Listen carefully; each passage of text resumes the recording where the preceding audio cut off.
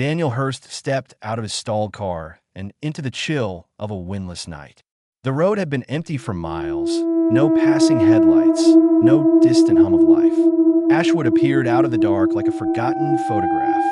Faded shop fronts, boarded windows, and streets littered with brittle leaves that didn't stir. The only break in the blackness was a gas lamp in the center of the square. Its amber flame swayed gently, casting an island of light onto the cobblestones. Drawn by its warmth, Daniel crossed to it, noticing how abruptly the shadows began at its edge, sharp as a CUT. An old woman emerged from a recessed doorway within the light's reach. Her voice rasped like dry paper. "You don't leave the circle after sundown." Daniel tried for a smile. "Why not?" Her eyes didn't blink. "Because the dark is hungry."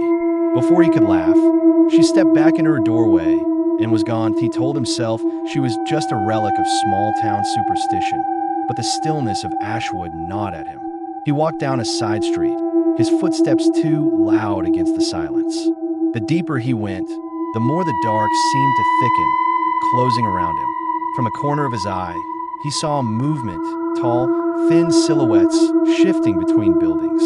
They stopped when he turned, as if they knew. Unease prickled through him, and he returned to the square. The lamp's glow seemed smaller now, its edges fraying. The old woman was nowhere in sight. He stood under the light, staring out into the unbroken black, the image of those tall shapes still fixed in his mind. The church bell tolled midnight, the sound muffled, as though the dark itself swallowed it. Something moved again, closer this time. Daniel found an unlocked cafe just inside the lamp's glow, its dusty front window facing the square. Inside, the air was stale, the smell of old coffee clinging to the walls. A lone figure sat at a corner table, a gaunt man with deep-set eyes who regarded Daniel with something between pity and calculation. "You're not from here," the man said flatly. Daniel shook his head. "Car trouble." The man nodded toward the lamp outside.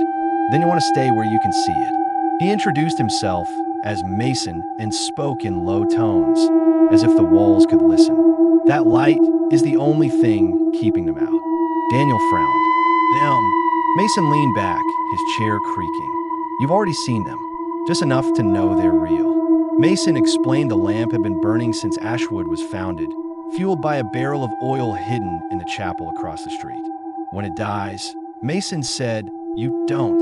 Night deepened, and the cafe's dim interior made the glow outside look even more fragile. That was when Daniel heard them, whispers threading through the air, curling at the edges of his hearing. At first, it was only noise, but then words took shape. His father's voice, warm and familiar, calling his name. Then his sister's. Then his own, speaking in perfect imitation. Through the window, at the lamp's edge, shapes stood motionless. Too tall, too still. They swayed together in a rhythm that felt deliberate. The flame flickered, and the whispers surged, layered and urgent. Mason's face was pale. "It's low," he said. "We'll have to cross before it's gone." Daniel stared at the street between them and the chapel. It was only a few steps of darkness, but it looked endless. The storm came hard and sudden, wind driving rain into the square. The lamp shook, its flame guttering dangerously low. Daniel and Mason stood in the cafe doorway, the blackness around the square moving like water disturbed. The shapes pressed closer, their outlines sharpening with each pulse of lightning. Daniel saw their features now, if they could be called that. Faces stretched pale and smooth, eyeless with mouths that opened too wide. Limbs bent where no joints should be, their swaying more like breathing. The whispers rose above the storm. "Step out." Just one step, over and over. Mason grabbed the oil canister and nodded toward the chapel. Now, they ran into the dark. Cold closed over Daniel like a physical thing, swallowing sound. The chapel's door gave way with a groan, the interior smelling of damp stone and rot. In the basement, they found a barrel, rusted and cold, filled with thick oil.